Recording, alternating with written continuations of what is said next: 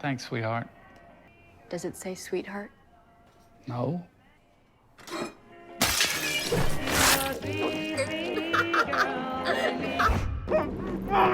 No!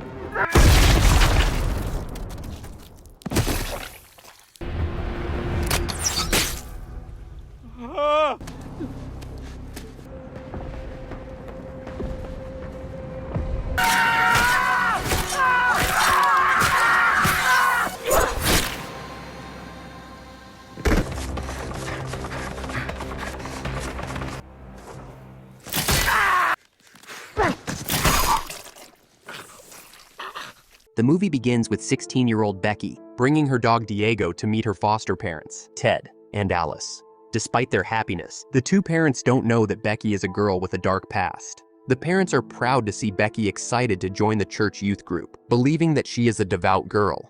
Just when it's time for bed, she and Diego decide to run away from home because she is not the girl they thought she was. 2 years ago, Becky's father was murdered by 4 neo-Nazis who were looking for a mysterious key that was under their house. Despite her young age, she managed to take revenge by killing all 4 of them mercilessly. Now, she has been living under the radar for a year, regularly trains her own agility techniques, using the nearby forest as her playground.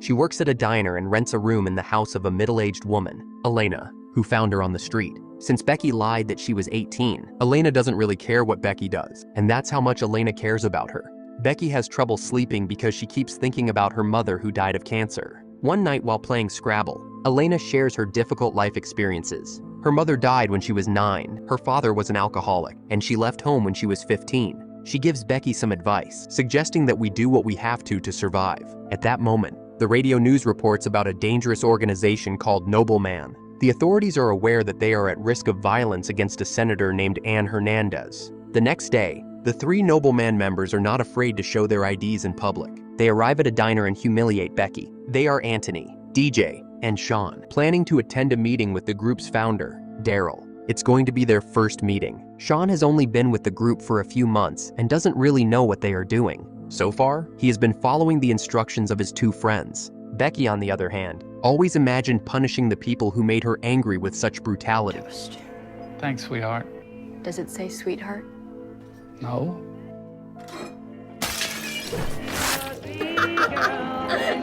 Of course, she didn't do it because she is not crazy. But this one she was still willing to. As she walked home, the 3 men followed her to teach her a lesson. Later that night, Becky hears a window breaking.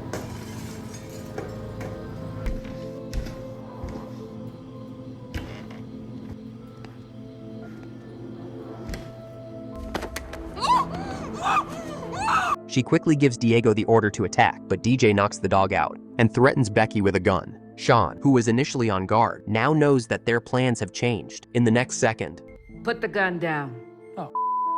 DJ obeys her orders to put the gun down, but Anthony has another gun and shoots her dead, shocking Becky, triggering her trauma. In a rage, she tries to attack them. When she wakes up in the morning, she finds Elena's body, but Diego is gone. They kidnap the dog. Meanwhile, the trio arrive at the lake house where Anthony insists to Sean that Becky will not call the police, considering her a fool. He tells them to keep quiet until the rally is over and they can leave the place tomorrow. And we are out of here after that tomorrow. You understand? How do you think he's gonna feel when he sees bullets start flying tomorrow? Back at home, Becky is grieving as she remembers Elena through her old things. She buries her in the backyard. It was hard enough for Becky to lose her family. Now she has to lose Elena too. Overcome by anger and the need to get Diego back, she grabs all her equipment and tests several traps, determined to kill the trio. The problem is, she doesn't know where to go. Which is why she looks for a man named Daryl first, a clue she overheard at the diner.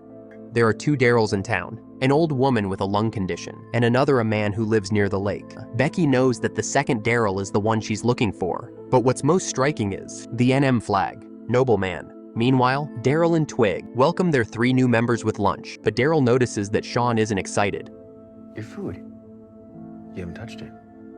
Something wrong? Sorry, sir.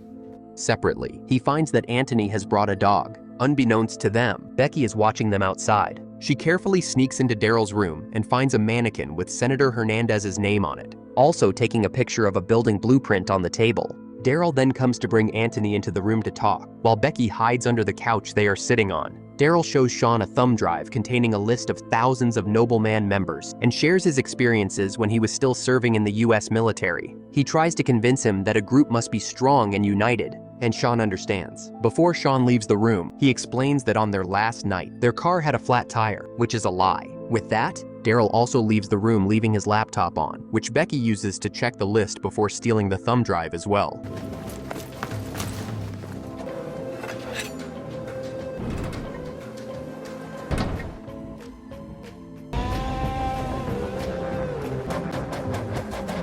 As the Noblemen celebrate their plan, the sound of the bell interrupts, forcing Daryl to check it, but finds no one there. On the floor, he finds a ringing phone with Becky's name on it, which he shows to the members. Anthony quickly stops Sean from telling the truth and tells Daryl that they stole the dog from a girl who messed with them. Daryl takes the call on loudspeaker, and all they hear is Becky's threats, causing an argument between Twig and Anthony. Also, Daryl is upset about it, so Anthony promises to find the girl and return the dog to her. He yells outside for Becky to come talk to him, but Becky wants him to talk to her instead, so Anthony follows her into the woods. He brandishes his gun intending to kill her, but he falls into a trap that separates him from his gun. Becky casually uses the gun to threaten him, taking him as her hostage. In the house, the Noblemen are busy singing their march, and that's when a knock is heard on the door. Anthony, with a grenade in his mouth, tries to tell Daryl not to open the door, but his words are slurred. So, angry and threatened, Daryl is determined to kill Becky and accidentally mentions their insurrection plans at the town hall. He demands an explanation from the trio, to which Sean gives a detailed account of how and why they brought the dog, including Elena's murder. Sean, having just realized the group's true intentions, decides to out the Nobleman, but Daryl quickly kills him after he refuses to discuss. Fuck you psycho motherfucker. Is not a nobleman. Becky calls Daryl again, urging him not to mess with her dog by threatening to leak his entire insurrection plan and the list of names to the sheriff. While they talk, Twig grabs a shotgun and goes outside to finish Becky off. After the bolt is removed, I'm gonna kill you! Eat shit, you little.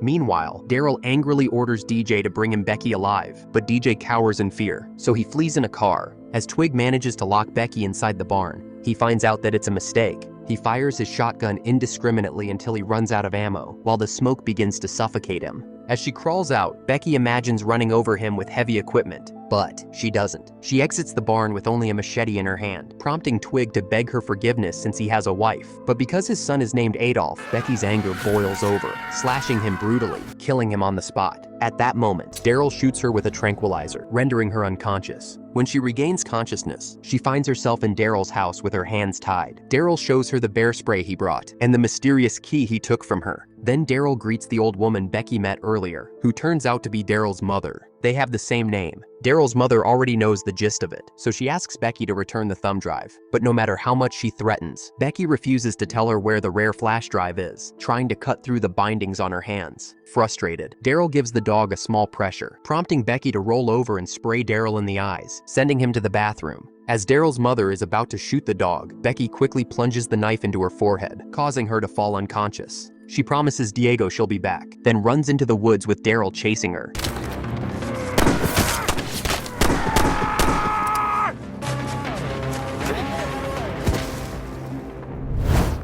It's not over yet.